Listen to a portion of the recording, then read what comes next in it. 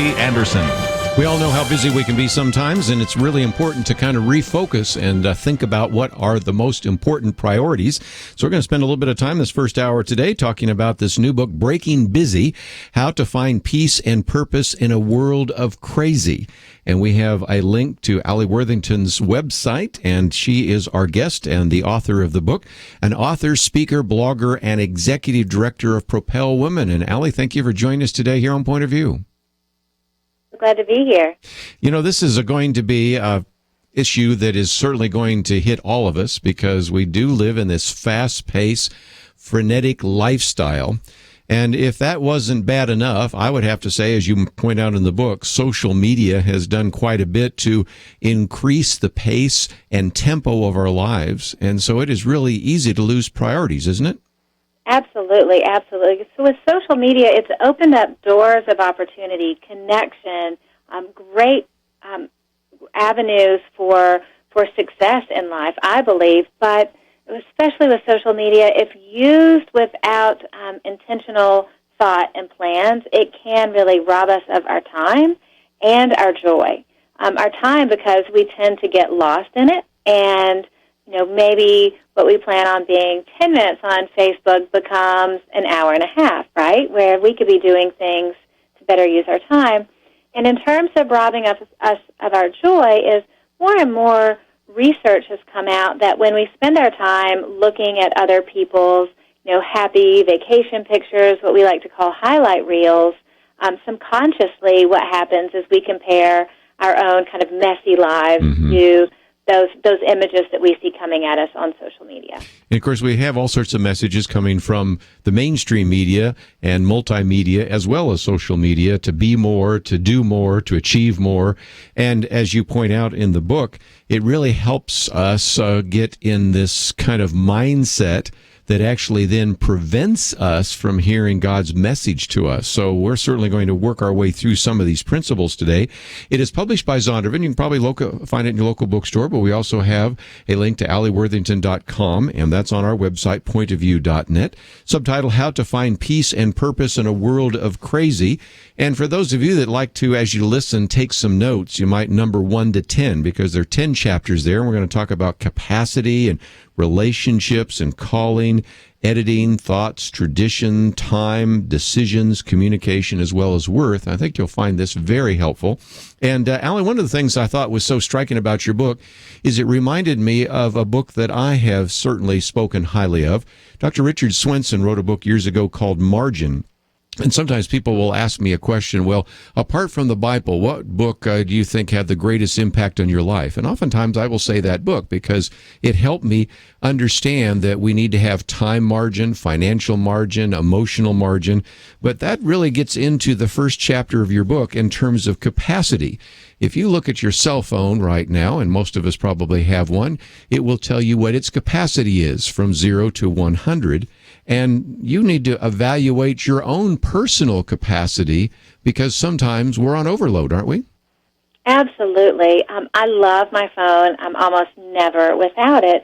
And I would look at this little green battery button, and it would tell me, or signal, it would tell me between 0 and 100% how much battery we had left. And when we're at about 70%, all's great. When we're at 100, amazing. Under 10%, I'm going to stop everything and look for an outlet so that phone can recharge. Now, I don't get mad at my phone because it has limited physical abilities. But for myself, I like to pretend that I don't have limited physical abilities, right? And I'm always pushing myself. I'm always trying to fit more in the day and running myself until I'm burnt out. I thought, wouldn't it be so fun, so helpful if we had this way to know what our capacity is in a certain season of life, and even to know and respect and give permission to people to live however their capacity has them at that point. And in the book, you talk about being crazy busy. And I remember this one woman that I know who first used the phrase crazy busy. And you tell in the story about thinking you lost your cell phone. Well, Yes, this woman indeed. thinks she lost her car. She came out, couldn't find it, reported it stolen, and only as she was later on the next day or two explaining where she was with the insurance company, she realized, I went out the wrong door. I don't think my car was, and it was right there. So when you get really busy, you can, as you tell the funny story about where your phone is, or where your car is, or anything else, you can really completely almost lose perspective on life. And that's why you have really written this book, because you're convinced that if we're always on the 10% part of our capacity, to use your illustration, or if we're always on overload, to use a different metaphor, we're going to make some really stupid mistakes, and we're really not going to have the kind of abundant life that God intended us to have. Absolutely. It is that crazy busy cycle. It's why on the cover of Breaking Busy, I put a little hamster wheel on there. We feel like we are on this hamster wheel. We're going all the time, but unhappy much of the time, and feeling like we're not making progress. Well, and again, you give in this chapter also some signs, for example, an inability to control your emotions, a lack of self-care. Some of the busy women I know sometimes aren't put together because they're just always in a rush, or illness, chronic lateness, self-medicating and excess, neglecting important relationships. These are signs that I think some of us need to be aware of, because it's a way of saying, if you want to change the metaphor, there's that red light in your car that's beeping, and it's trying to get your attention, or it's your cell phone that's at 10% and now going into power saving mode. There are those same kind of warning signs that we need to look for in our own life. Absolutely. And for me, especially that first sign, that inability to control emotions, I believe that our out-of-control emotions reflect the out-of-control demands that we put on ourselves. When we think that we don't have limited physical capacity, when we think that we can fit more in the day and really do more all the time, that's when we get burnt out, and that's when I find myself a little bit too easy to cry or snap at my coworkers or my children. For me, that's huge. And when that happens, I know I need to get on my knees and talk to Jesus, and I need to get to my calendar and figure out what's going on. A 200-page book, and we're going to take a break and then come back and look at some of the other characteristics. And I always say that books dealing with the workaholic and his family, and this one, Breaking Busy, the people that need to read them sometimes are too busy or too much of a workaholic to read them. But make the point to say, you just identified me, and maybe I need to get a copy of the book. It is published by Zondervan, and it is certainly an attempt to try to find peace and purpose in a world of crazy. Our world has always been somewhat busy, but social media and the fast pace of technology have accentuated and accelerated that, and this is why we thought this would be a good antidote to some of the craziness in our lives and the need for us to come back and really begin to take the time to hear God's message to us as well. Looking at some of the research as well as biblical principles as we work our way through the busyness of our lives. Alli Worthington with us. She is the author of the book, and we'll come back with more right after this.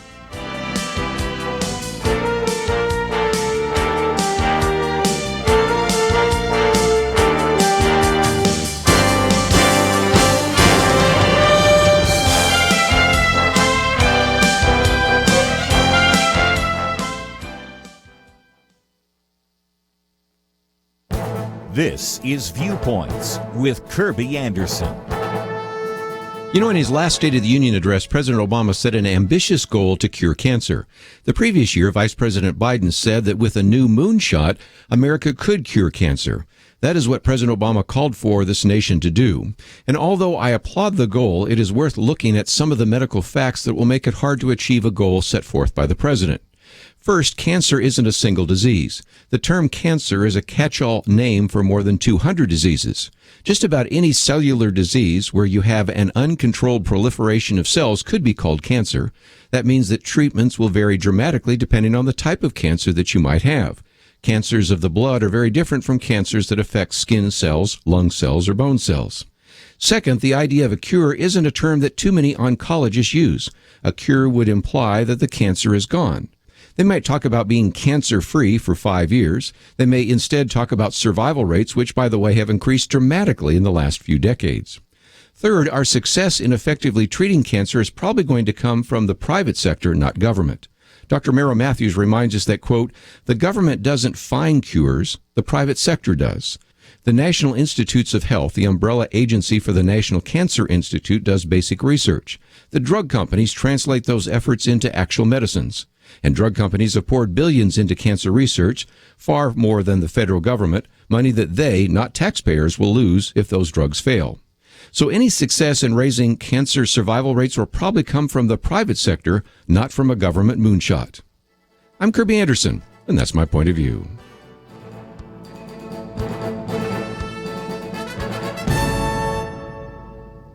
Take Kerby and the Point of View team with you on the go with the Point of View app. Search for Point of View Radio at the Apple or Google Play stores.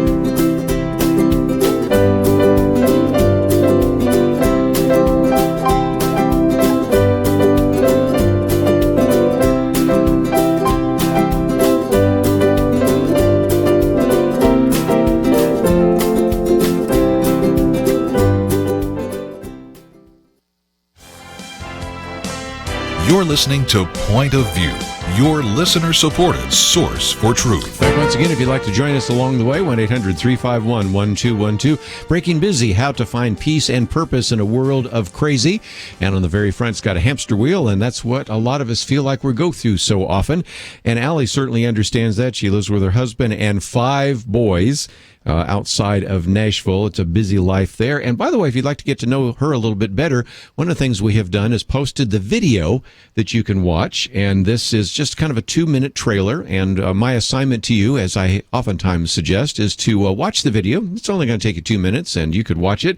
And then click that share button and put it on your Facebook page or put it on your blog if you have a blog, or maybe use it in a Twitter post or send it to someone you think might need it, and you can start a conversation. So again, that's part of this book, Breaking Busy, 200 pages, published by Zondervan. Look for it in your local bookstore. Of course, we also have a link to Alli Worthington as well. And Alli, you end each one of the chapters with action steps. And for example, you talk about your phone battery from 1 to 0%. Where are you? About phones and photos and warning signs and all sorts of things. So this is something that an individual can read through and certainly gain. But I think this might be a great conversation for individuals to have in a Bible study or a small group, don't you think? Absolutely. Lots of Bible studies, small groups are using it, but I did want to include those discussion questions at the end of each chapter to make it easy for everyone who picks up the book to be able to be part of going deeper into the material. Well, one of your chapters is on relationships, and I think almost everybody understands that when you are busy, relationships are the first to get jettisoned. But also, it's about finding connections in a world of acquaintances. So what do you suggest in terms of how we might be able to rekindle those relationships and place a higher priority on them? Well, it's really important to take time and think about those relationships in your life that are truly important. I mean, very often, like you said, we get busy. It is our spouse, our children, our good friends who we don't give the best of ourselves to because we are so busy. So it's just important to be intentional about your relationships and thinking about great ways to connect with that person. Maybe it's with a child, it's a special date once a month, father-son, mother-daughter, however it works out. With your spouse, having a date night. Any of these options listed out in the book, it gives great ways just to remind ourselves to stay connected and not let the busyness of our lives creep in our calendar and hurt our relationships. Well, it's got to be difficult for you. 5 boys and a husband, so you live in a fraternity, and you met on a blind date. And it seems to me that the first thing that oftentimes gets pushed aside is the marital relationship. What about that? Absolutely. And that is so common because especially once you have children, the things that you are doing, the child care, the errands, the school trips, it does all creep in your time, which is why it's so important just to do little things. It doesn't even have to be as involved as scheduling a date. My husband and I connect at the end of the day by sharing what our wins are for the day. So it's kind of that ESPN highlight reel. So we share our highlights of the day with each other. It only takes a few minutes, but it helps us connect at the end of a very full day. You have a chapter on calling. I wanted to get into that because we have sometimes devoted an entire program to it, but it's been quite some time. Explain how calling fits into this whole question of the busyness of our lives. Oh, absolutely. I believe that God plants gifts in us and gives us certain passions to be able to fulfill our calling. And throughout our lives, He'll give us different opportunities to fulfill our life's purpose. But when we fill our schedule and we fill our time up with a lot of distraction and busyness, and we stay busy all of the time, we're never going to have the time or the energy to do all the things that God has truly called us to do and created us to do. So again, sometimes what you're talking about is maybe even learning how to discover that, because you have sections on what activities have you loved since your childhood, discover what you love, what tugs at your heart. If money were no object, what would you do for free? What energizes you? What is something everyone says you're good at? Because it does seem to me that there is a real need for us, Alli, to develop a real understanding of who we are. I've said that in some respects, the Christian life isn't something you sort of figure out by the age of 30 and then you just put it into autopilot, cruise control. I mean, there are still things I'm discovering at twice that age that I did not know were there. So it's a kind of a discovery through life of what God might encourage you to do or to maybe take on a new challenge. And that can't happen if you're really busy. I've quoted from one author that says sometimes you need to prune the activity trees. That is, you have too many things going, and it keeps you from really seeing your own calling. Does that make sense? Absolutely, absolutely. And we are called to prune. We're called to prune even the good things to make room for a more bountiful harvest, to be able to produce greater fruit in our lives. Well, it's kind of a setup for the next chapter because that's what's called editing, and you talk about that, finding God's best in a world of options. And, you are obviously going to the grocery store, and anybody that's gone to the grocery store know what I'm going to say right next, and that is walk down the cereal aisle. You go, oh, goodness, look at all the choices there. You go into an electronics store and say, I just wanted to buy something from my phone or my computer, and there's so many choices, and there's so many TVs, and there's so many cables, and there's all this kind of thing. So we live in a place where there is enormous amount of overchoice. So I think we're going to have to be, Alli, even more intentional, don't you think, about the choices we make and to make sure that those choices are really God's best, not next best? Absolutely.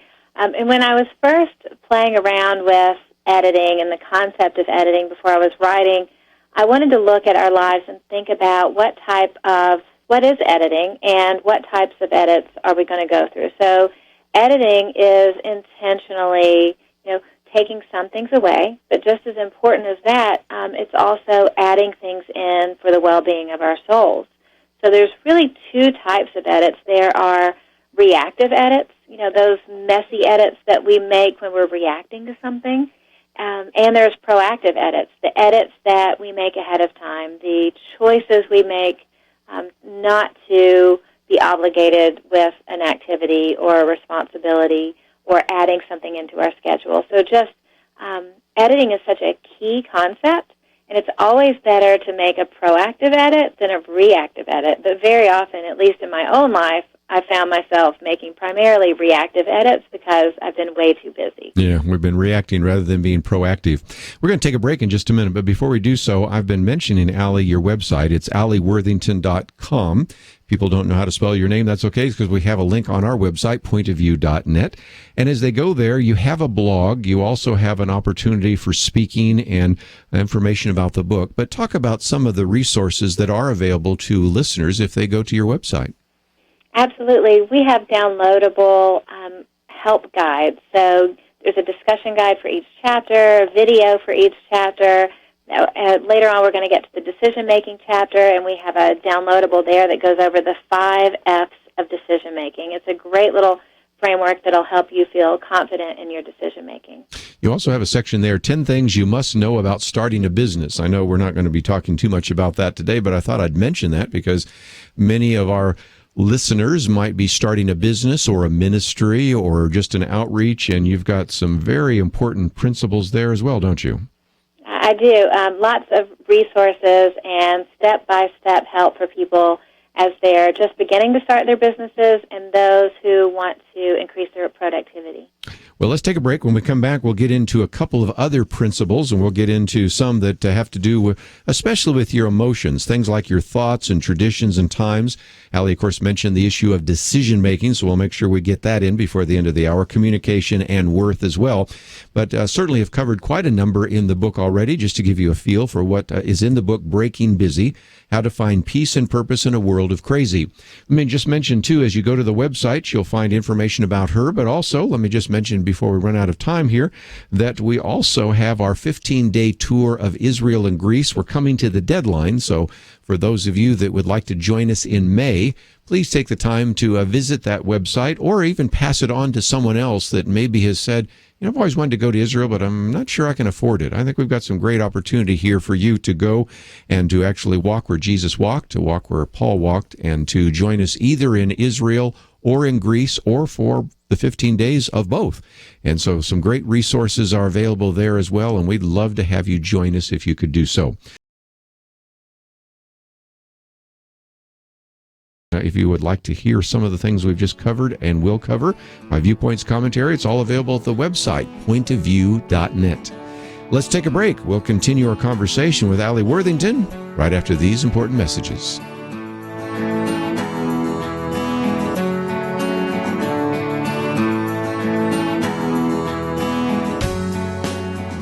Later this year, for the 58th time, America will choose a president. As a Christian, what are you doing to prepare for the election? Helping you cut through the major media spin is part of the mission of Point of View.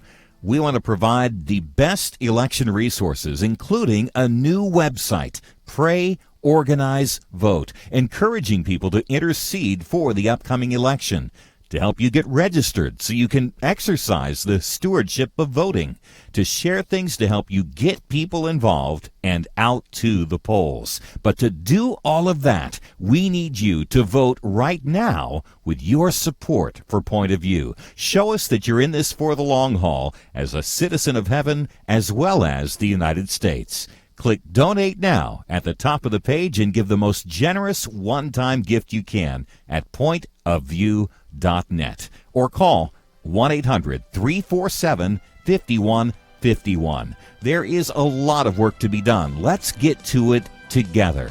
Pointofview.net and 800-347-5151. Point of View will continue after this.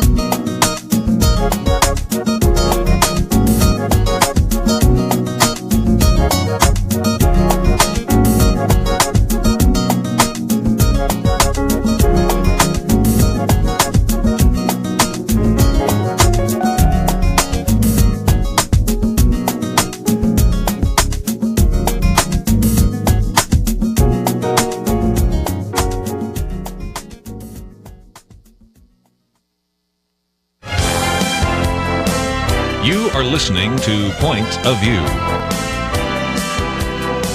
The opinions expressed on Point of View do not necessarily reflect the views of the management or staff of this station. And now, here again is Kerby Anderson. Breaking Busy is our topic today as we talk with Alli Worthington. Might just mention, as we said before, there's a video for you to watch, and also, of course, there's a hashtag, which we haven't mentioned, hashtag Breaking Busy, and that's something we'll talk about a little bit later as well. You can find a lot of this information on our website. We have that linked at our website, pointofview.net. And up until now, Alli, we've been talking about some of these externals, relationships and calling and editing, things like that. Chapter 5, thoughts. These are now sort of internal, how you think. And one of the things you're talking about is this idea of finding your peace in a world of worry. Can you help us understand how to do that?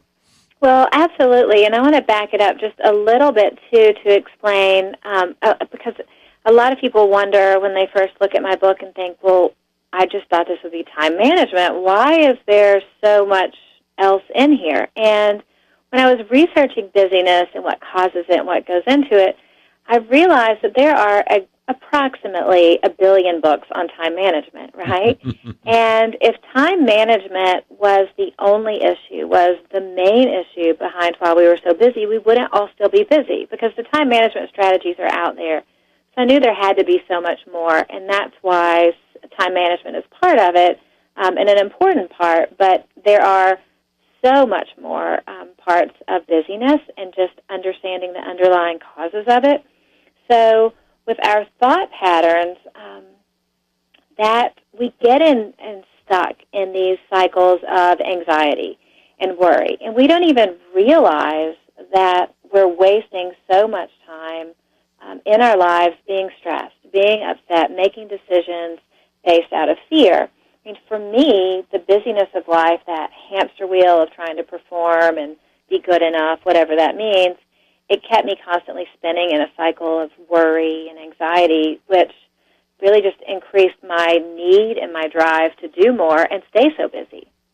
And you mentioned the word stress. I thought that was kind of interesting because if you go back and look at the literature, and this may be more than anybody wants to know, but you realize that the word stress about 2 generations ago, or about 1.5 generations ago now, is probably a better way to say it, was really just talking about stress of a piece of metal, in other words, it was an engineering term.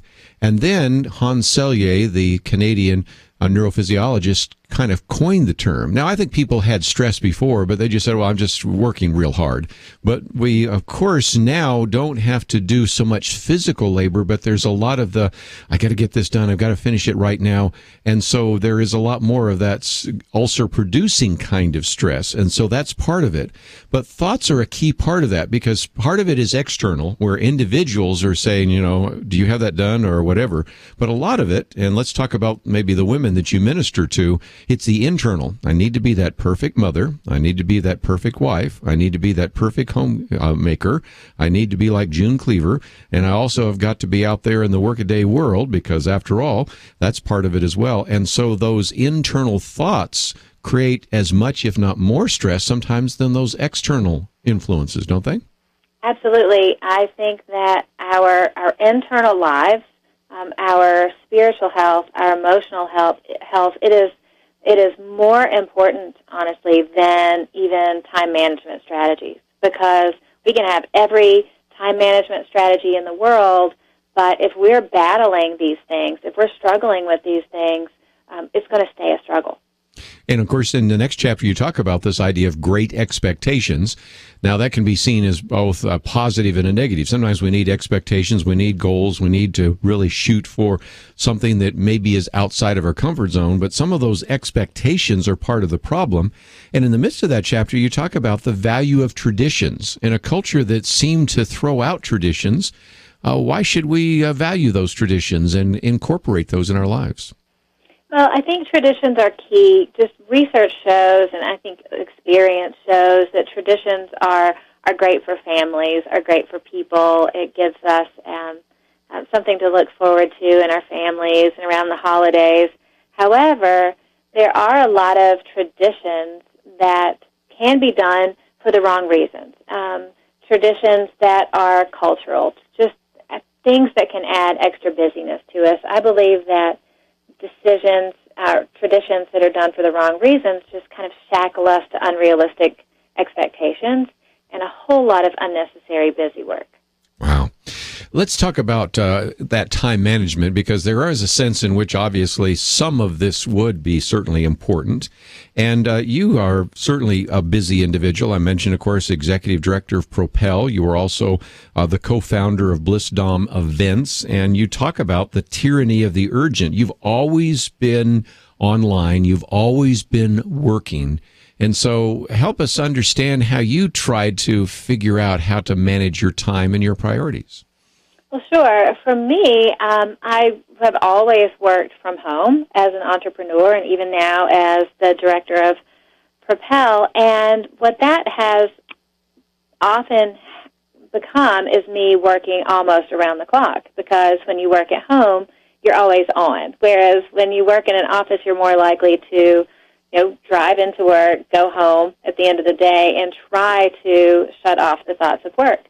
And so what I did to figure out where I was spending all my time and what in the world I was doing, I actually used a program on my computer that would track my use.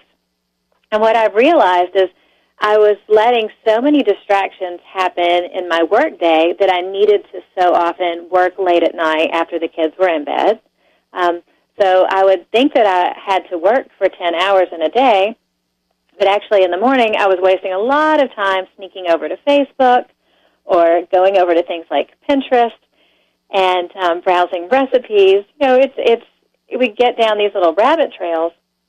So what I did was I just kind of made some rules for myself that I would play on social media and Facebook and Pinterest at night or on the weekends, and made myself just put a boundary around it during the workday, and ended up shortening my workday quite a bit. Well, let's talk about boundaries, because we've had, of course, John Townsend and Henry Cloud, and when they talk about boundaries, they're talking about boundaries for relationships, but you're talking about setting boundaries on your time, and one of those, which I thought, again, it's back to this idea of pruning or editing, make a stopped doing list. People are always making to-do lists, but you are suggesting that some of us should make a stop doing list as well. Absolutely. I love lists. I'm a list maker at heart. If it's not written on a list, I'm going to forget it. And when we find ourselves too busy or we find ourselves stuck, sometimes we want to make a new to-do list, and we say, I'm going to do X, Y, and Z to get myself less busy, or X, Y, and Z to get unstuck. When sometimes we don't need to do more, we actually need to do less. So I advise people to find 2 or 3 things that you don't want to do anymore, or that you don't want to do in the future. Things that you've done before that don't work for you, that you don't want to pick up that responsibility. And now some people would suggest you do this long list and you kind of take inventory of your life and check out every last thing, but to me that seems like a lot of work. So I just ask myself, what is that thing that I said yes to that I knew at the time I didn't want to do? So often we say yes to things in the moment when we know later on down the road when it's time to fulfill that commitment, we're going to be like, oh, man, I don't have time for that. I can't believe I said yes to it. So a stop doing list helps you to identify those things that you don't want to do, and you need to remind yourself that you're not going to do them. Yes. Well, we need to now come to this very important decision-making chapter, and we'll get to the 5 F's of decision-making. But just before we take a break and then come back and focus on that, you initially say that sometimes we have what you call the analysis paralysis. Sometimes it is really difficult for some of our listeners to make a choice. So how do we go about, in a broad sense, making the right decisions? Well, the easiest way to stay on track with making decisions that you don't want to regret later on is to ask yourself what you're going to think about it in the future. And we'll go over that with one of those F's in the decision-making framework. But for what I like to do is I like to say, what will future Alli say about this? Will I be happy that I made this decision in 10 days or 10 weeks or 10 months? And I use that as my frame of reference. Very good. Let's take a break. When we come back, we're going to talk about a decision, giving you 10 principles, and we've looked at some of them, not all of them yet, but it's a subset of making framework, and certainly the one that we're looking at the moment in terms of decisions. You might want to number 1 through 5, the 5 F's of decision making. And Alli will share with us kind of her decision making framework. And I think that will be helpful to you as well as you make decisions about your time and your treasure and your talent. And certainly what you're going to do for the Lord, what you're going to do for your family, what you're going to do for your community and church and others. So those are some great resources which you find in the book, but also we have a link to her website. We have a video for you to watch and lots of resources able to break out of this hamster wheel busyness that so many of us actually experience. We'll be back with more that I hope that you'll take advantage of so that you'll make good, solid decisions right after this.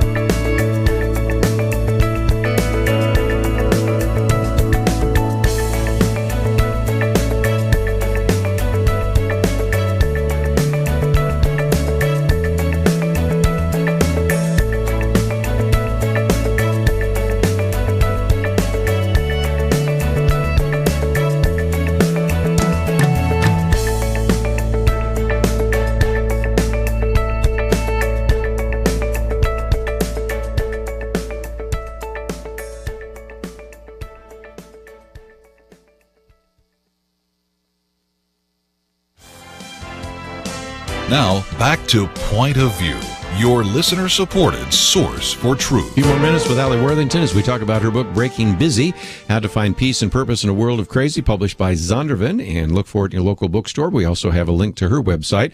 Let's get into the 5 F's of decision-making, and again, I encourage people maybe to write down 1 to 5 and put an F in each one of those because you're going to help us understand a little bit more about your decision-making framework. Absolutely. I'm a big fan of alliteration, as you can tell from the book title, Breaking Busy. So I use 5 F's to describe how we can make big decisions in our life. And we can use individual pieces from this framework to make some of those smaller decisions. The first one is faith. For any decision we want to make, we want to take it to God first. Now, every once in a while when I pray about something big, I will hear from the Lord and feel like He's speaking to my spirit and I have direction. However, more often than not, it's why we rely on faith, right? I didn't do the first F as being hear from the Lord, because sometimes we really need to find those answers in Scripture and line up our options with Scripture. So that's the first one. It's faith. The second one would be family. Any decision we need to make, if we're married, we need to take it to our spouse and make sure we're in agreement. And ask yourself, how do things like this affect my children? Will my children be happy about it? That's great for family. For number 3, it's future. Like I mentioned before, I always ask myself how I'm going to feel about this in the future. Mm-hmm. How is future Alli going to feel about this? And that's something that can be used for big decisions and even little decisions. I use that future framework part even on little things like, how's future Alli going to feel if I eat that second piece of carrot cake? Well, future Alli's probably going to be mad at me. Oh, you're gone from preaching to meddling now, but okay, Yeah. two more F's then. Fulfillment's the next one, right? Fulfillment, yeah, and fulfillment is, you have to ask yourself what makes you feel fulfilled. Your passions and talent give you a clue what you're created to do, and they help make sure you're living the life that you're created to, not just live out this life you think that you should. So fulfillment's key. We want to be happy. We want to live life well. We want to make sure that we feel fulfilled. And then the final one is friends. When I have big decisions, I go to my small circle of friends, the ones who really earned the right to speak into my life, and ask them to pray about the decision for me, and ask them to speak wisdom to me. I don't, however, post on Facebook for 500 people to give me their opinion. I believe that wise counsel really needs to be a little bit smaller than just the social media world. Sure. But again, there is wisdom in many counselors, and a lot of times people trying to make decisions bypass that by just their emotional experience instead of maybe seeing if Scripture has spoken to this issue, whether God might be leading in that issue, how it fills with your calling, and then how other godly men and women maybe that have some expertise in that particular venture might counsel you. But somewhere along the line, you have to take all 5 of those F's and make a final decision, don't you? That's right, and I love it when my decision lines up with all 5, because then I can feel confident, and I'm able to feel sure at that point that I'm never going to look back and feel regret over a decision. Is there ever a time where you say, maybe I need to get some distance from that decision and maybe postpone even making a decision about a decision? Absolutely, and actually there's another kind of distance with decision-making that's amazing. It's called social distance. Mm-hmm. So sometimes we're so emotionally involved when we have to make a decision that it's hard to think clearly. But here's a great trick. You just pretend like your very best friend in the world is coming to you with your same issue and saying, I need your counsel on what decision to make. Very often, it's very clear to us what we think our best friend should do in the situation because we have a little bit of social distance. But instead of realizing ourselves what we should do, it's easy to understand it with our friends. Yes. Well, one other chapter that you close with, and that is worth. And that is important, finding your value in a world of never good enough. How does that play into this whole idea of breaking busy? Well, I think it's key. In fact, when I was first planning the book, I went to the publisher, and this chapter on worth was at the very beginning, and they said, whoa, this is a little heavy. Let's work into it. I wondered about that. There you go. It is a little bit heavy, but our worth is really the key. Feeling like we aren't enough is the root cause of seeking our worth in what we do.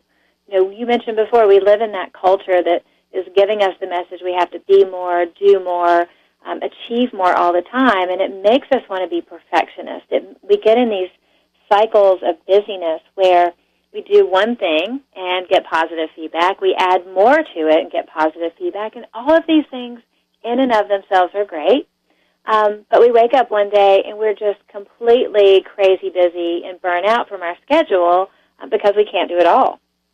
So again, a lot of that gets back into what's going on in your mind and how to actually begin to process that. I skipped over the one on communication just because we're a little tight on time, but people learn a little bit more about texting and emojis and everything else. But just before we do run out of time, Alli, let's talk about, again, how people can use this book. It certainly is something that any individual listening could get a copy of the book, read through it, but I think it would be great for a small group Bible study or other opportunities that you might want to use as well to get a discussion going about the busyness of our lives and the need for us to back off a little bit and listen to God's word and listen to God's voice in the midst of all sorts of other competing voices and news. Absolutely. I do pray that churches and small groups will be using it all over to help them live the lives they're created to live. If people wanted to contact you, we have that on your website, and there's a place where people can find out a little bit more about your speaking. And, of course, we mentioned the fact that if they were interested in knowing a little bit more about starting a business or following you on your blog, those are all available. But talk about, again, some of the resources available to anybody that goes to the website that we have on our website. Absolutely. So at alliworthington.com, you'll find videos, free discussion guides, PDFs to download that'll take you through everything that you need for breaking busy, as well as articles about getting unstuck, moving forward in life, as well as starting a business and being successful in business, whether you are working in corporate America or an entrepreneur and small business owner. Well, again, Alli, thank you for joining us today here on Point of View. Thank you. It's been great to be here. We're going to take a break, and when we come back, we have Jerry Tuma in studio. And you may have noticed the stock market has dropped precipitously, and certainly wonder what is going on there. How does that connect up with what is happening in China? And what about some of these economic proposals being put forward by the various presidential candidates? And what will be the impact of that? So that will be our conversation the second hour. And so if you would like to ask a question or make a comment, we certainly do welcome your conversation. He is the author of From Boom to Bust and Beyond, and as the president of Cornerstone Financial Services, will be in studio with us and will give you an opportunity to ask your financial and economic questions. There are many, and we'll certainly do our best in that hour to cover that as well. If you'd like to know a little bit more about either of our guests, we have information about both of them on the website, pointofview.net. Alli Worthington's book, Breaking Busy. We also have Jerry Tuma's Cornerstone Report, so you can download that and read along with us or read it later. And, of course, don't forget my Viewpoints commentary there. We have our Take Action item. We have some videos for you to watch, as well as our Pray, Organize, and Vote resources for those of you in the midst of the election 2016. And as we've mentioned before, coming to the very end here of those of you that would like to join us in May for our tour of Israel or Greece or both, we certainly encourage you to click on that banner and find out a little bit more, or maybe pass it on to some others that might be interested. Let's take a break. Jerry Tuma will be in studio. We'll talk about economics, finance, the stock market, and much more. All that coming up right after this.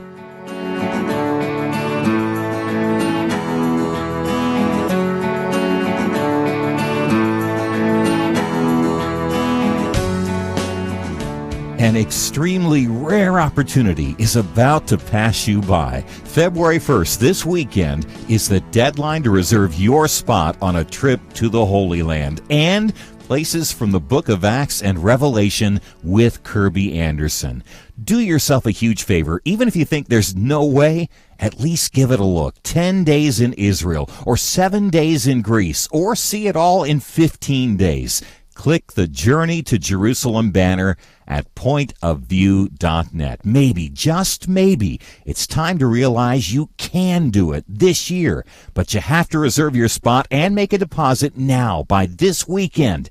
Imagine yourself in Caesarea and Nazareth, where Jesus grew up, in Capernaum, on the Sea of Galilee, the Dead Sea, Masada, the Temple Mount, the Garden Tomb, then the thrill of Greece in the footsteps of Paul, Athens, Corinth, Berea, Thessalonica, Philippi. See the full schedule at pointofview.net. Come on, take that step. Pointofview.net. Pointofview.net. Journey to Jerusalem with Kerby Anderson and Point of View.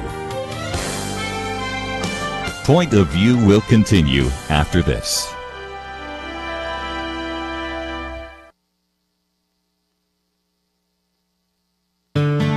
I just thank God for y'all. I listen to you every day, truly. I wanted to thank y'all for everything you do each day to inform Christian families and our community about the things we can do, and just the way you're so informative. I listen to you daily and love you guys and appreciate you so much.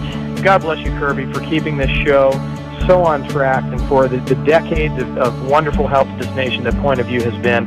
We're all big fans of your work, and we pray that God will just prosper it. As a Christian, over the years that I've followed this program, I am constantly challenged to be on guard and to evaluate what's going on. And if for no other reason, to protect the caliber and the truth of your programming, I need to participate and to back your program financially to ensure that the truth stays out there for people to hear, to view, and to be a part of.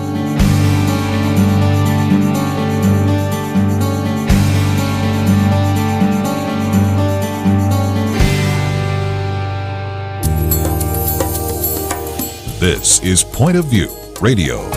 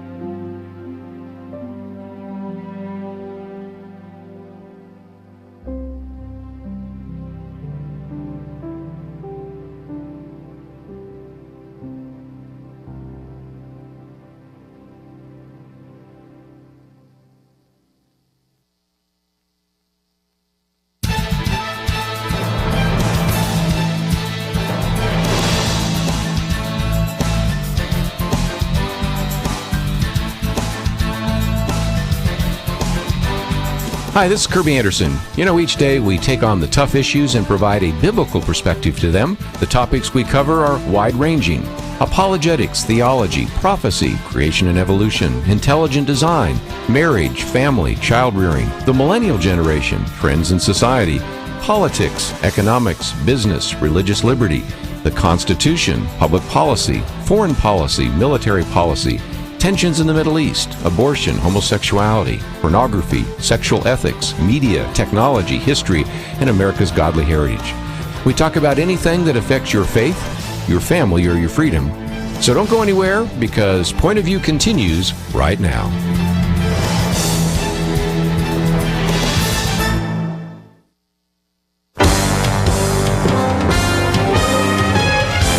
Across America, live, this is Point of View.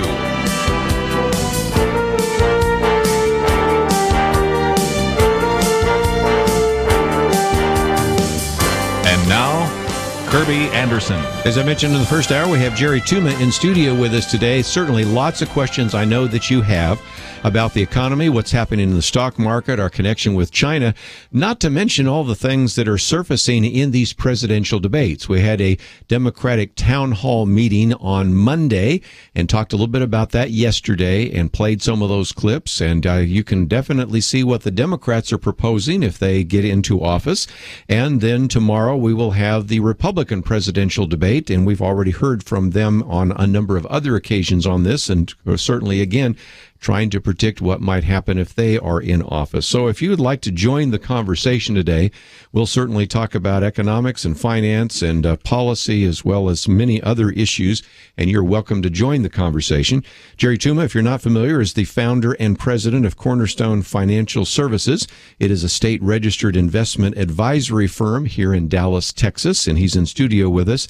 And let me add the disclaimer that we always do, and that is material on this program is intended for general information only and should only be taken in a general way, but not as such specific investment, tax, or legal advice. Basically, what we're saying is don't take some offhanded comment and build your whole portfolio on it. That's right. That should be obvious, but let's say it anyway. And Jerry, we've got a lot to talk about. I mean, the start of the new year and the stocks have dropped.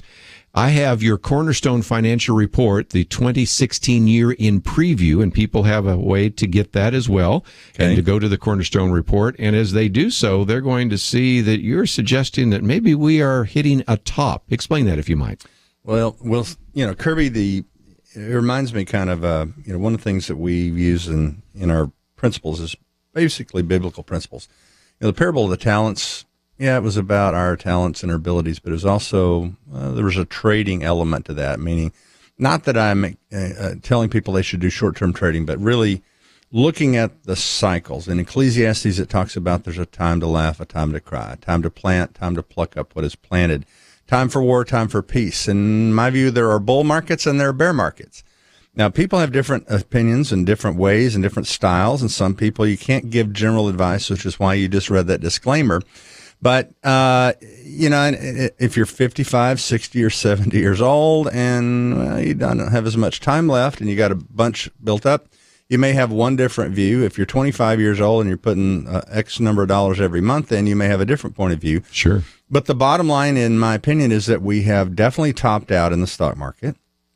I don't see another 2008 on the horizon in terms of U.S. and the United States economy, mainly because the big banks nearly nuked the whole world back in 2008.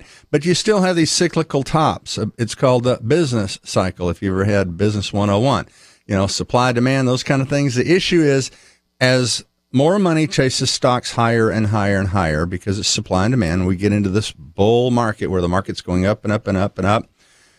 It's like a dog chasing its own tail. There is a point in time when you reach, let's call it a saturation point. Saturation point is, okay, we've hit the top of this cycle. John Templeton used to call it the point of maximum optimism. He said, if I go to 10 engineers and 9 of them tell me to build a bridge a certain way, I should do that. If I go to 10 doctors and 10 doctors all say, here's your symptoms, here's your diagnosis, do that. If you go to 10 brokers and they all say, 9 of the 10 say buy, then sell, because that tells you that you've hit the extreme point. You hit the pivot point. So the charts that we've got in that newsletter, Kerby, really, I think, pretty decisively show We talk about margin debt, and I know this sounds complicated to some people, but it's really not. You can simply look at the pictures. Margin debt is where people borrow money to buy stocks. Sure. If you double down and you got 100,000 and you put 200,000 in by borrowing, then you're creating another $100,000 worth of demand for stocks, which pushes the price higher, which works great on the way up.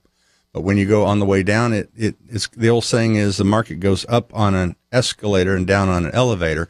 When you start going down, fear is twice as strong as greed.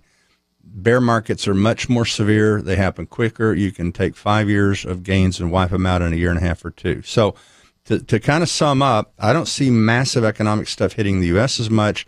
We've had a major debt bubble in China and in the emerging markets. That's where I think most of the problems reside, and I think there's going to be a lot of fireworks in the Middle East, more than normal in the Middle East. So I think we started a bear. I think it's very early. I think the second half of this year we'll see more shaking that way. Maybe it'll happen sooner. I just don't know. But there are always bounces in bears. So people go, okay, now how do I apply that? Well, that depends. That's one reason we have our 800 number on there, because you can't give blanket recommendations. Should I sell? Should I hold on? Should I add more? Well, it depends on age and so forth. But my view is that economically we've hit the top of the cycle. There's a good chance we have a recession, but I think it'll be mild next year. The U.S. still looks better off than almost everybody out there, better than Europe, better than Japan. The emerging markets, you were here in the 80s. You remember the savings loan debacle. China's kind of doing one of those deals. Way too much debt in the short run. Many of the other smaller countries are tied to their wagon. And if you add all the emerging markets up together, they're about equal to the United States now. So the good news is I don't see a massive submarine attack in the U.S. economy like we saw in 2008. The challenge is going to be that everything comes to an end. The bigger they are, the harder they fall. So when you get way too much debt chasing stocks higher and it rolls over, kind of reminds me of the wave. If you've ever been to the beach, you see it way out in the ocean, it's coming your way. And then as it gets to the shallower and shallower water, the wave kind of rises up and gets taller, and then it rolls. Well, right now we're sort of seeing that roll effect. Yeah. We haven't hit the beach yet. That's coming, I think, in the next 18 months. But the crest of the wave has rolled over, just like that chart you're looking at in front of you. So that's kind of the best thing to do here is forewarned is forearmed, is get informed on how this works. You can learn it. You can read the charts. You don't have to have a PhD in economics or anything of that nature. But bottom line is, I think we're getting ready to have a pretty severe bear market for stocks. I think the U.S. economy, again, mostly is going to ride through that relatively well. But it's still all about presuming the future in James 4, which Larry Burkett, my good friend and yours, talked about a lot. Excessive debt, eventually you got to detox it, and that's where we're at. We're going to take a break. When we come back, maybe we'll talk about some of the political implications as well, because some of this might unfold over the next couple of months. And it does seem to me that you also look at some of the other cycles, some of the longer cycles, and that is generally when you've had a president in for 8 years, with one party, sometimes and usually it's replaced by a different party. There's an exception to that, Ronald Reagan and George Herbert Walker Bush. But apart from that, in many cases, that has been the case. And if the economy is really down, as it was in 2008, it won't be as down as it was then. That has some political implications for Hillary Clinton or Bernie Sanders, and certainly has some implications for whoever the Republican nominee might be, whether it's Donald Trump or Ted Cruz or Marco Rubio or whoever that might be. So we'll come back and talk about that, because that's an issue as well. But I also know that some of you may have some questions about what is happening in the stock market and how to think about housing.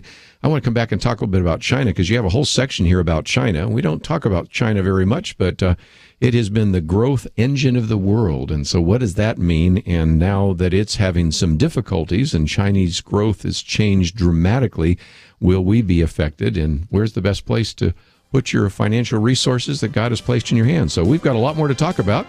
But if you'd like to join us, we'll open up the phones early in case you have a question. 1-800-351-1212. Jerry Tuma with us. We'll continue right after this.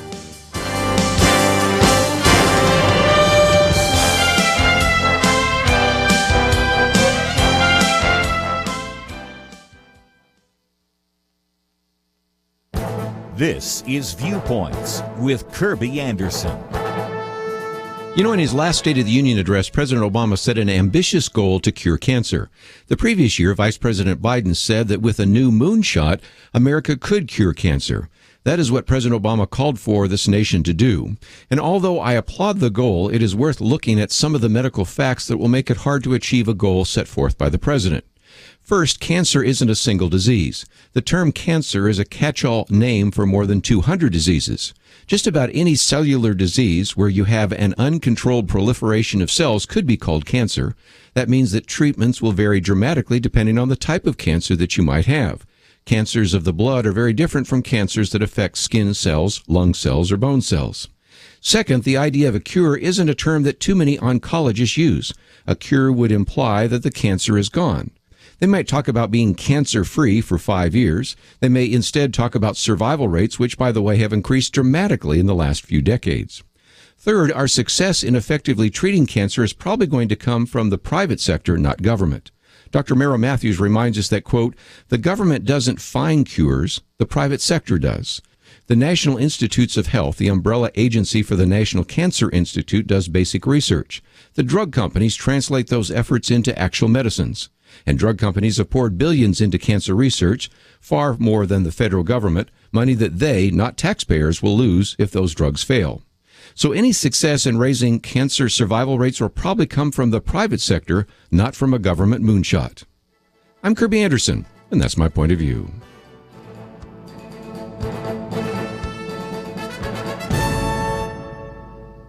Take Kerby and the Point of View team with you on the go with the Point of View app. Search for Point of View Radio at the Apple or Google Play stores.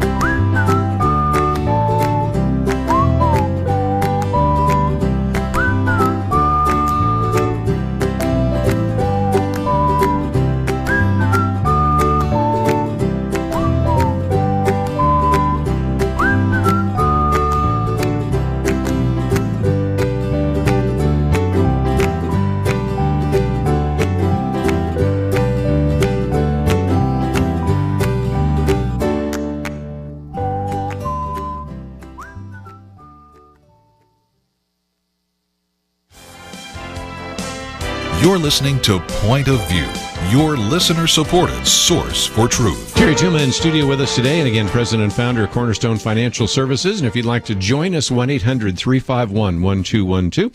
Perhaps you have some questions about, you're thinking about buying a house, you're wondering about your investments, you're wondering kind of where the stock market is going. Those are some very important questions that we'll certainly give you a chance to ask. But Jerry, I'd like to talk about opportunity for just a minute, because when we talk about some of the circumstances, China's not doing very well, the stock market is down, there's really some opportunity.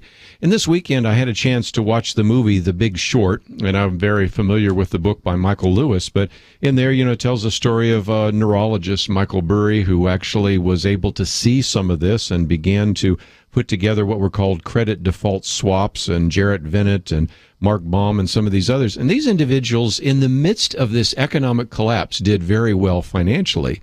During the Great Depression in the 1930s, there were people that actually were able to purchase things pennies on the dollar, whether it was buildings or land or whatever. So in any kind of circumstance, I think God can really direct us if we use godly principles to make wise choices. So where is the opportunity if indeed we're in the midst of what might be an economic downturn of sorts? And I would certainly agree with all of that, Kerby. It's a good point, because there are different ways to take advantage of stuff. If you run with the rest of the herd, you think of, in Africa, the lions start chasing the wildebeests or whatever. They all run the same way. The herding instincts, the fish. If you're going to run with the rest of the lemmings, expect to go over the cliff with all the rest of them. The issue is you don't have to just hold on for every water slide in the stock market. And there are all ways. Let's put it this way, and I have to use a very careful disclaimer for compliance purposes. Challenging times create potential opportunity, and the most challenging times typically create the greatest opportunities, potentially. Get that potential part in there, right? Sure. The issue is that wealth is not lost, it changes owners. So the people that foresee stuff like this, and it doesn't take a crystal ball, because nobody really does have one of those, but oh, by the way, the Lord's a pretty smart guy. You get godly discernment with a lot of study. Timothy was told by Paul, study to show thyself approved unto God. I know that's based on the scripture, but I think it applies to what we do in everyday life as well. So the issue is there are things that, and I've kind of made my life study of this, is, okay, yeah, but what are the big turning points? And that seems to be what we're best at. So in the stock market, you could do a long-short type strategy, which is what Michael Lewis refers to in the book, and we call them absolute return strategies, and we do those at Cornerstone. That's how we work with other clients. If you have your 401k, and again, all this is based upon your own risk tolerance, need for liquidity, age, etc., you could do something pretty complicated. It's called buy low and sell high. You can sell near the top. Nobody knows exactly where the top's going to be, and try to buy when it's lower. The real estate debacle created overnight ruin, but it also created a lot of people that picked up stuff really cheap in the areas where it was too hot. The bubble areas. If you want to know what's a bubble, follow the debt. Wherever there's too much debt, that's where the bubble's going to pop. So you see a lot of debt in the U.S. market today, a lot of debt, enormous amounts of debt overseas, especially in the emerging markets where they've taken out dollar-denominated loans in enormous proportions, and now they have to repay them in currencies that are shrinking as we speak. So there's a big dislocation coming. And, most people are just taught, just ride out the storm. It doesn't matter how big the storm is. Well, okay, but if it's a class 1 or 2 storm, okay, is it a class 5 hurricane? It's too early to tell, but I have a bit of a problem with that philosophy, as you probably know, as you can tell. The issue is opportunity comes in many different ways, shapes, and sizes. But the biggest opportunities, in my opinion, follow when most people are not expecting the challenges and they hit unexpectedly. But that's because mostly they're tuned in traditional media, which really doesn't see the underlying causes of this stuff. And so they not only miss the opportunities, they get hit by the Mack truck and they're blindsided. So I'm not saying that we have everything perfect at Cornerstone. We certainly don't, but we have, by God's grace, called a number 3 out of the last 4 major tops in the market. I have a feeling this will be 4 out of 5 when we're done with this one. The bottom line is I do believe there's a buy low, sell high opportunity coming, or a way to, you can make money in up or down markets. You don't have to be setting your hair on fire, risky kind of people. You don't have to do as exotic stuff as the Big Short, but there are ways to do that on a fairly simple basis for relatively small investors. So without making this into a big commercial pitch, that's essentially what our view of the world is. And I do think over time you will find that we're just not in the 1980s anymore. Ronald Reagan, I wish he were here, but the market is different today than it was, and it's different than it was in the 90s. It's different than it was even in the 2000s. And I think we're in a very unique time where things are going to be very challenging for a long time. Yeah, the Federal Reserve can print money and pump things up in the short run, but the bigger the bubble in whatever sector, the bigger it pops. You remember grade school, there was always some kid that could blow a bubble with their bubble gun that's bigger than their head, but when it popped, baby, it popped big. And that's the way it works. The bigger the bubble, the bigger the pop, and mainly related to debt. So what we've tried to do is alert people in these special reports about, here are the problem areas we see, again, mostly related to debt, related overvaluation in the case of the stock market. But again, I believe that spells big opportunity. You just have to position yourself correctly and get armed. How does that relate to some of these politicians? You have kind of 4 options right now in the Democratic Party. You have Bernie Sanders. Did you ever think that you'd have a socialist running on a major party for that? And then Hillary Clinton. We'll look at the Democrats first. Hillary Clinton sort of wants to keep the Obama legacy going. This might be a 3rd term of Barack Obama. And if you feel like there's no concern at all about the national debt, then I guess you could vote for her. If you're convinced that we need to do even more than Obamacare and go to a single-payer plan, and we need to penalize and punish any business that goes overseas, and we need to break up the banks, well, then you go with Bernie Sanders. On the other side, you have, if Donald Trump becomes the nominee, I think he's going to at least pull back a little bit, because he's enough in business to say, this isn't working, and we've got to change some things, but maybe not major changes. Or if you believe that, we are really in a massive problem and we need to come all the way back to constitutional principles and completely defund various aspects of the government, then you believe in Ted Cruz. So you've got all the options right now with the politicians, don't you think? But it does, I think, matter this time. I've had people before, Jerry, say, well, the market will always correct. Well, the market can correct if you're talking about Hillary Clinton or Donald Trump. But the market is going to react violently if Bernie Sanders becomes the next president of the United States, don't you think? Oh, yeah. Oh, gosh. I mean, I can't even envision how bad that would be in the long run. Now, everything is relative in the short run. In the short run, you're going to have market reactions. In the long run, part of the problem, the biggest part of the problem that's gotten us here, now we have two extremes. On the one extreme, you can pick on corporate greed. There is a disparity of wealth. And that's certainly one of the things that Bernie Sanders has tapped into, no doubt about it. Absolutely. And then he gives us the absolutely wrong formula to how to fix that. The way to fix the extremes on Wall Street and corporations is change the incentives. Instead of being worried about, can I trade in 8 milliseconds instead of 10 and beat the guys, and, my options are going to expire in 2 seconds for change incentives, change the corporate tax structure, lower it radically. Because, again, corporations are just collecting it from everybody else, and that hurts the middle class more than anybody else, which is part of the wealth disparity. You also have this Robin Hood, take from the rich and give to the poor mentality that's creating more and more dependence, as we all know, on the rolls, and that is just running off the charts. Eventually, you will kill the goose that laid the golden egg if you go too far that way. The national debt is already $18 trillion and counting. And we haven't even really gotten the baby boomers into the system at all, hardly yet. I mean, not in a big way. Mm-hmm. By 2030-ish, you have a runaway freight train on the federal debt at current levels, meaning don't change any of the federal programs as they exist today. You've got big, big problems in the 2020s because of the national debt, probably eventual rampant inflation. That's usually how they solve it. Right now, that's not the issue. Deflation's more the issue, but you couldn't. We're already sick. We're toxic from too much government. Now, that's what we need is more toxicity in the system. Not exactly. Okay, so we have to change. I am more of a small government guy. There's no doubt about it. Corporations can be fixed. They can help everybody, not just the 1%. The 1%, that's true. It's a true fact that it's really more like half of 1% that get the great disparity of wealth, and that has gotten increasingly disproportionate over the last 50 years. But again, is that because free markets don't work? No. A lot of it is because we messed with the free markets and messed them up. And so now they don't really work the way, they're not truly free anymore. So they're only partially quasi-free, and you mix in all the socialism with it. So I could probably get on my soapbox as long as you want on these issues. But bottom line is we are facing stark reality differences in the fall elections. And it's the nation's future. It will have a limited impact on the short run and a massive impact on the long run. What are your thoughts? 1-800-351-1212. We'll open up the phones, give you a chance to join the conversation. We'll be back with Jerry Tuma right after this.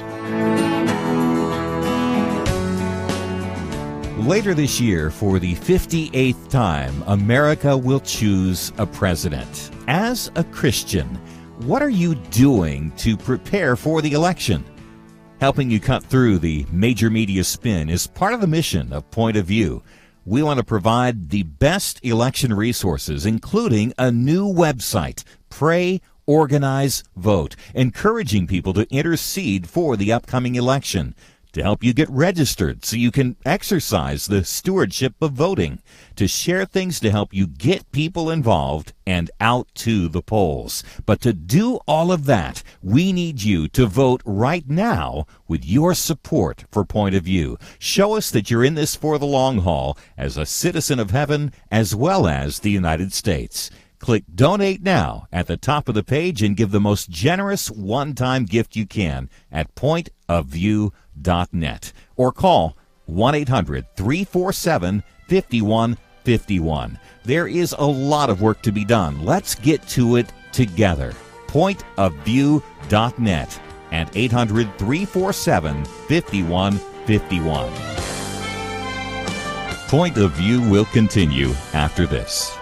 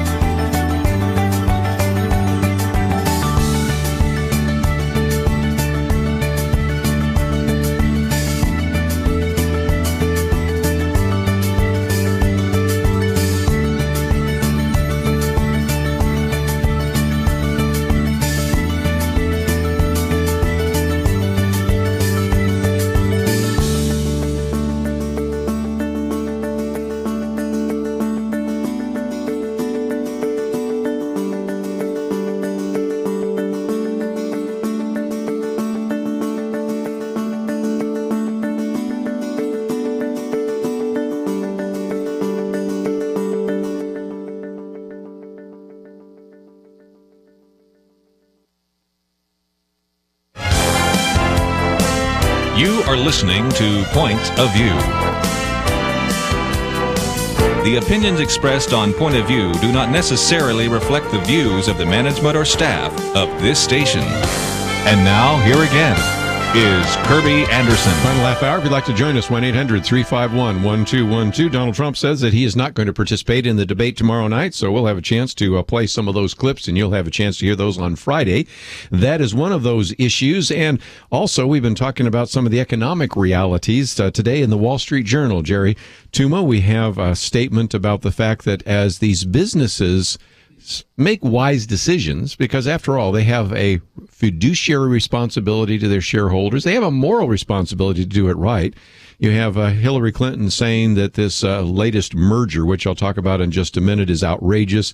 Bernie Sanders says that it's an example of corporate deserters. And I like what the Wall Street Journal said, and that is that when a major U.S. company merges with a foreign firm in order to avoid the punishing corporate tax code, the politicians denounce it. But again, he in this particular piece in the Wall Street Journal tried to explain that here you have Johnson Controls merging with Tyco, and that gives them a chance then to actually make a difference, because even though they have some headquarters in New Jersey, they're actually found in Cork, Ireland. Mm-hmm. Well, here it is.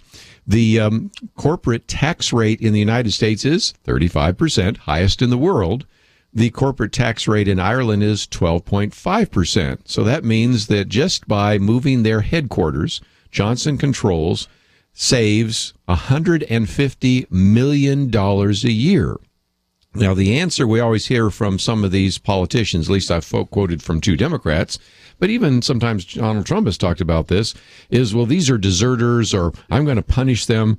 Well, no, they're doing what anybody would do. When somebody walks past the local grocery store to buy groceries at Walmart, they're not doing something immoral. When somebody walks past a high-end fashion outlet so that they can buy at somewhere else like Kohl's or JCPenney's, they're using the wise kind of decision-making that we expect people to make. And you can't expect individuals to make that and not corporations to make that kind of decision.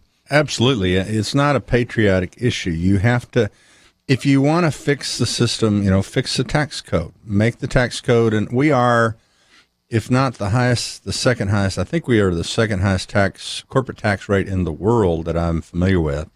And, of course, John Goodman, Center for National Policy in Dallas, was the one that originally talked the president of Ireland back in the 80s into lowering the tax rate to 15%. And he said, I'm going to go bankrupt. I can't possibly pay. He goes, no, you're going to have more revenue.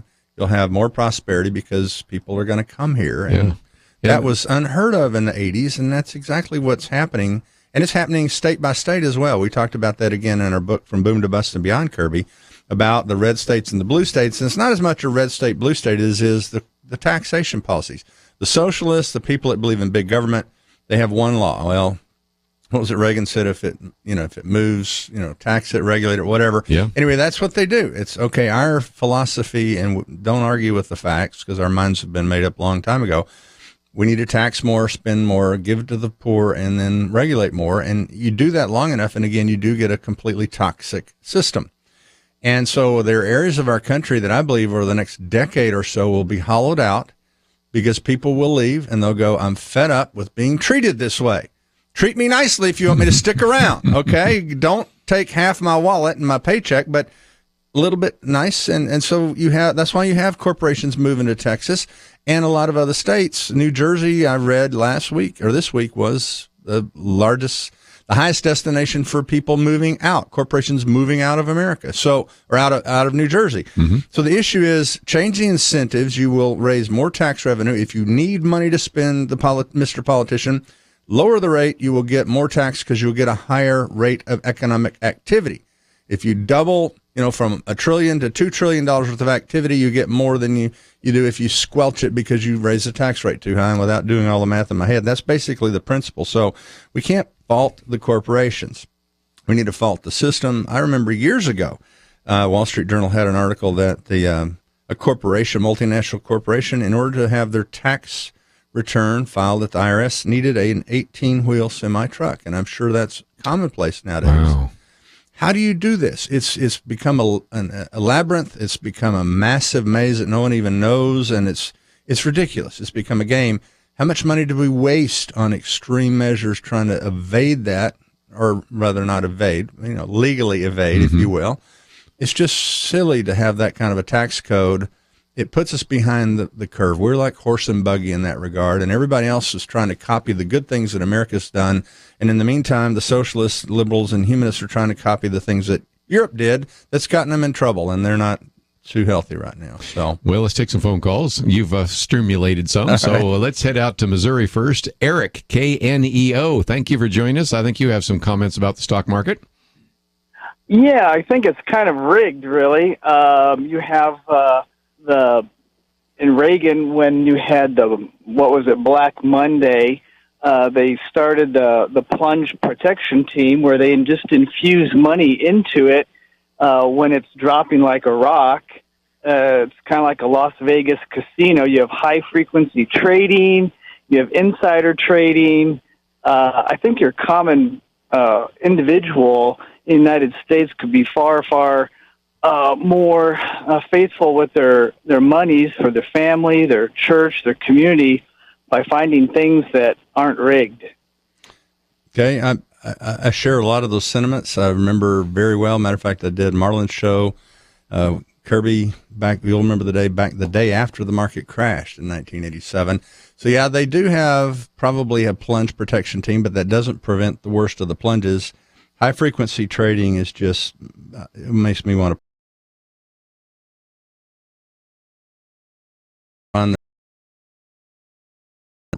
Michael Lewis had one after The Big Short on high frequency trading. It's really good. Mm-hmm. Bottom line is there are issues of corruption, in my opinion, in those areas, but that doesn't mean that you still don't have opportunity if you understand there's some kinks in the game, if you want to say it. I'm being very polite on this whole thing.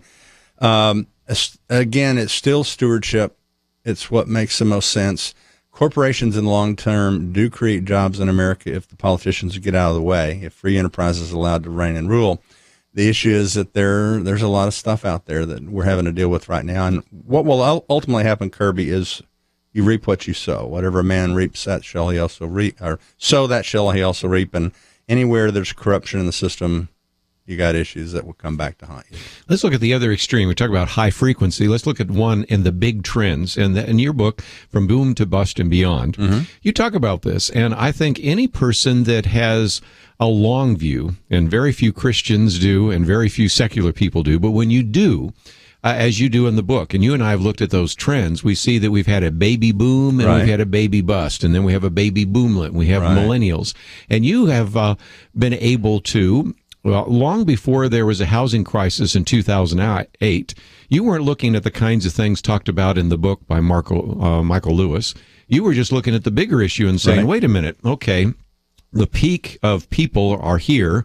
The peak of when they buy homes is here, and you are predicting, not claiming to be a prophet or a son of a prophet, that somewhere around about 2007, 2008, you're going to have a peak, and you're going to get a housing bubble. And how did you do that? Well, it again goes back to the rule of supply and demand. You had more and more people getting older, and when you look at how people spend their money, Kerby, and you know this, but you start out. I remember in college, I hate to admit this, but toothpaste was a luxury. Baking soda works when you have no money. And so you start out with no money, you get a job, and over time you have a family, and your spending climbs until you're about in your mid-40s. Mm-hmm. And after that, it declines. Now, your housing spending for the average family is in their mid-40s, 44-ish. So it was a simple calculation, really, to overlay the number of people, the population curve, the number of people born per year, with when they tend to peak in terms of their spending for housing, which is about age 44, and project, if you will, a mega top for housing around 2005 or 6, which is exactly when it happened. And that was something you could, if you knew where to look, that's the key. If you knew where to look, you could clearly see that in the 90s, back in the early 90s. So the issue is not focusing as much on our previous caller, Eric, although I share some of his sentiments. Every system has some corruption. The communists had more corruption than you can imagine, a lot worse than we do. But the issue is, how do you take advantage of these opportunities, if you will? The demographic curves for the United States and the stock market are fairly weak, but we pumped up the system right now. Where else are you going to put a lot of money? It's kind of hard to find a lot of options right now, number one. Number two, we're on the demographic downwave right now. So we had this big burst of people buying houses, closing cars that lasted from the early 80s until the mid-2000s. Now we're on a downwave. There's another big wave coming after 2020. And so you look at that, you look at where the supply and demand's coming, which was from China, which is now having issues. And all you got to do, Wayne Gretzky said it best in some ways. He said, skate to where the puck is going, not to where it already is. And so if you follow the media, it's like the spastic camera that's moving from one place to another, and you never know where it's going to go. Look at the supply and demand. The big wave's way ahead. More about that, obviously, in our book. And when we come back, wherever you want to take us. We'll be right back.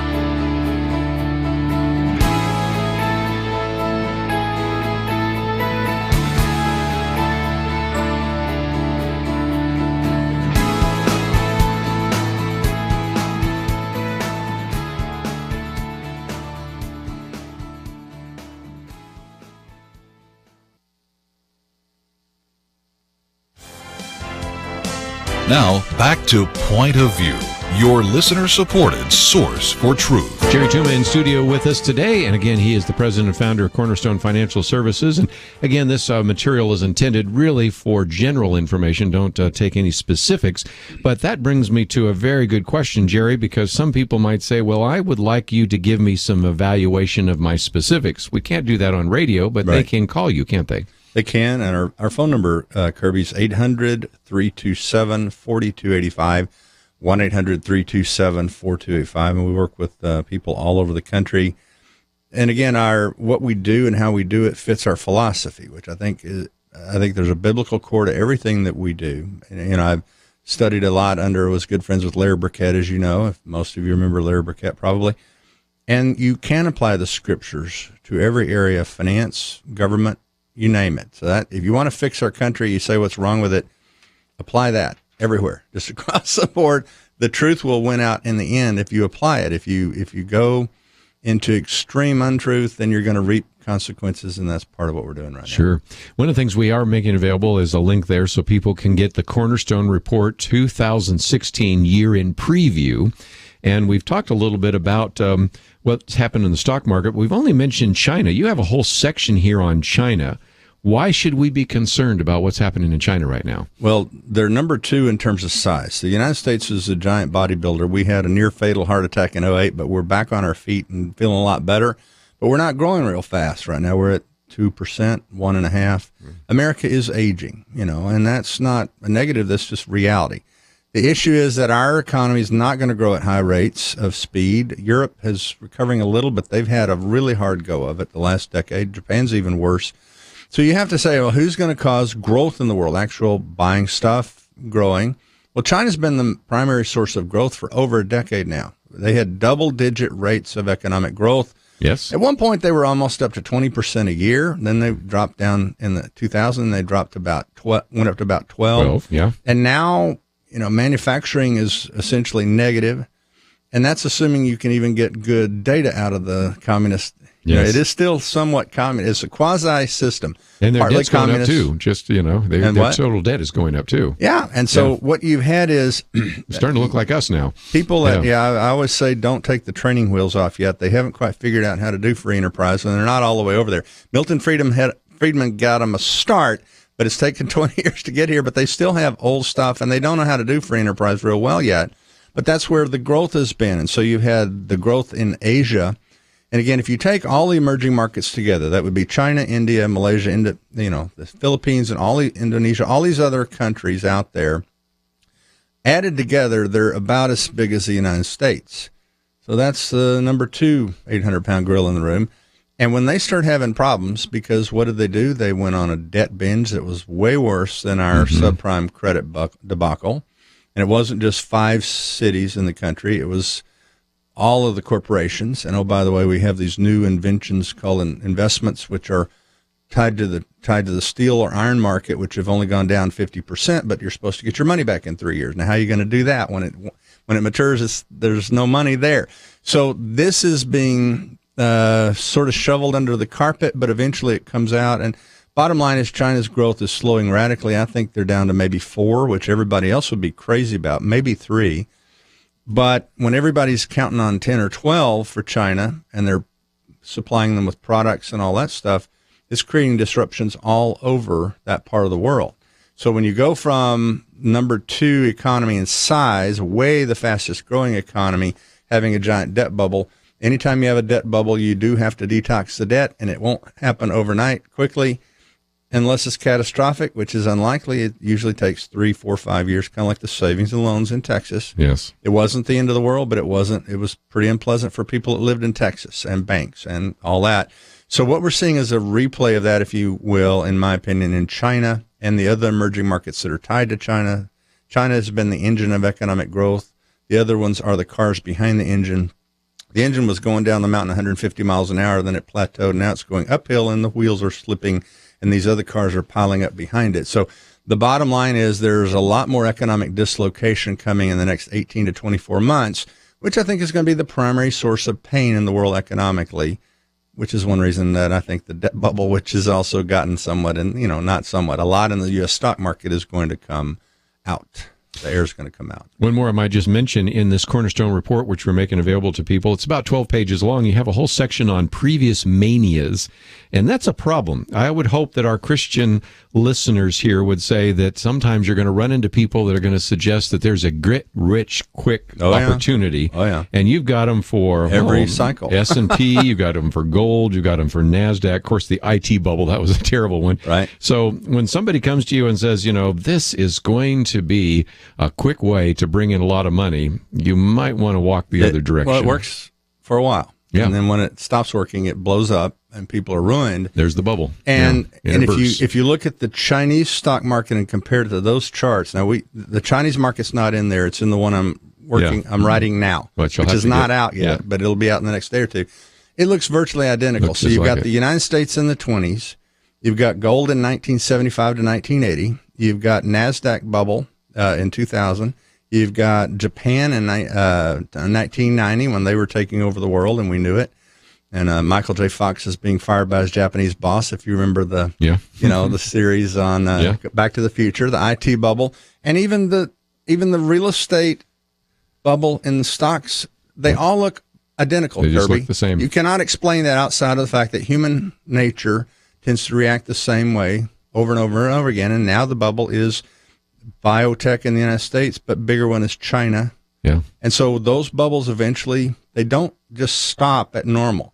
They bubble up too high, They come back down to what might be considered, quote, normal, but they never stop there. They swing way too far the other direction because all that debt comes unwound. Right. You flush the system out, and then you start over. There have been manias every single decade, which we talk about in that report. Mm-hmm. And every time you see one, you better get out of the way. Yep. Because when they deflate big time. Well, again, Bible speaks to that when you talk That's about right. greed and the love of money and those kinds of things. So Get rich quick in Proverbs, and Timothy, the man who's eager, craving to get rich, brings miserable perishing upon himself and others. I paraphrase, but it does. That's what ruins people. It's not free enterprise. It's not the free markets.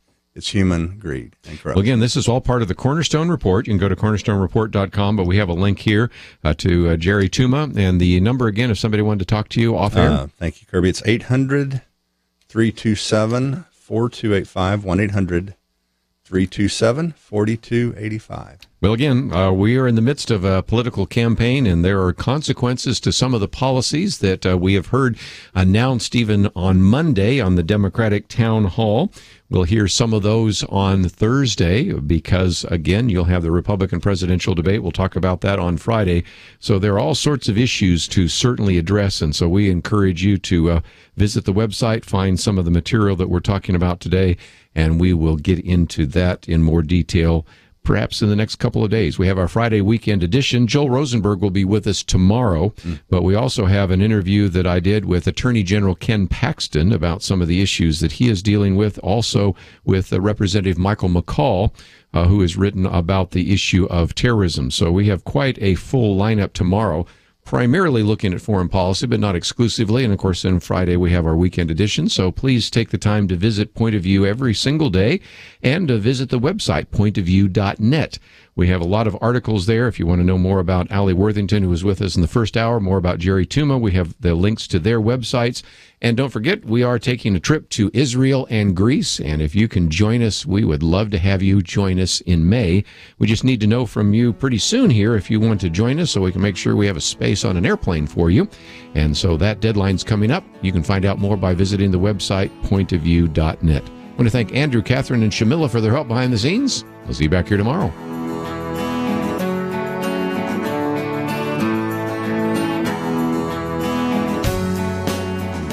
An extremely rare opportunity is about to pass you by. February 1st, this weekend, is the deadline to reserve your spot on a trip to the Holy Land and places from the book of Acts and Revelation with Kerby Anderson. Do yourself a huge favor. Even if you think there's no way, at least give it a look. 10 days in Israel, or 7 days in Greece, or see it all in 15 days. Click the Journey to Jerusalem banner at pointofview.net. Maybe, just maybe, it's time to realize you can do it this year. But you have to reserve your spot and make a deposit now by this weekend. Imagine yourself in Caesarea and Nazareth, where Jesus grew up, in Capernaum, on the Sea of Galilee, the Dead Sea, Masada, the Temple Mount, the Garden Tomb, then the thrill of Greece in the footsteps of Paul, Athens, Corinth, Berea, Thessalonica, Philippi. See the full schedule at pointofview.net. Come on, take that step. Pointofview.net. Pointofview.net. Journey to Jerusalem with Kerby Anderson and Point of View. Point of View is produced by Point of View Ministries.